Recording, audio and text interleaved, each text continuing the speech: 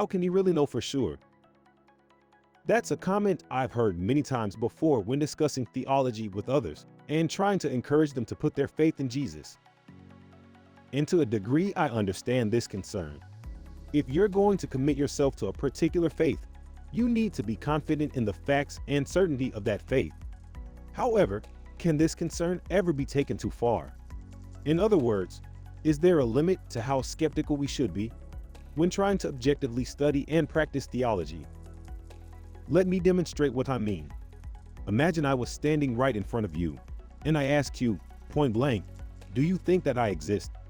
You would probably be thinking, that's a stupid question. Of course you exist. But do you know this with 100% certainty? Think carefully. The answer to that question is actually no. You don't know with certainty that I exist. There are several different explanations we could theoretically come up with to explain away my existence. You could be dreaming or seeing a vision.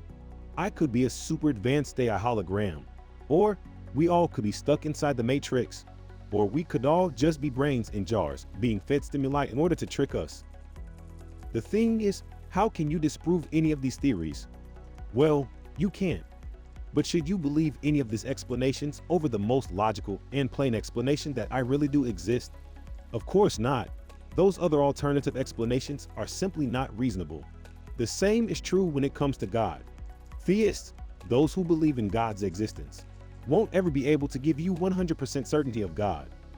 At the same time, however, atheists, those who disbelieve in God's existence, will also never be able to prove to you that God doesn't exist. What we need to do is to carefully examine the evidence found in nature and also the evidence learned through revelation, review it, then based off the findings, make a calculated decision of faith and practically live it out by living in a way that's consistent with the direction of the evidence. Like after examining a chair, you don't just continue standing next to it, you place your faith in that chair by physically sitting down. It's at this point, it's necessary to admit that no religious or irreligious worldview can explain every question you may or may not have about God.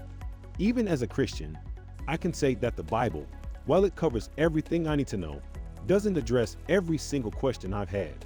This is because the Bible isn't almost a book about me, it's a book about God. And while I can learn much about myself through it, my main objective in studying it is to become more informed and better acquainted with the God of the Bible. Personally speaking, I am a Christian today because at several points throughout my life, I carefully considered the objective evidence for Christianity. Although not every single question I had was answered, I was still confidently persuaded by the compelling evidence for Jesus. And as a direct consequence, I place my faith in the God of the Bible. As you begin your own theological inquiry, I encourage you also to have the same mindset, regardless of where you are right now. Test your beliefs. Look for what is most reasonable. Then once you have found it, test it out experientially by practically putting your faith in it. That's all for now. I hope you found this video helpful. If you're interested in learning more about theology, go check out the rest of our theology content on the platform. Until next time, God bless.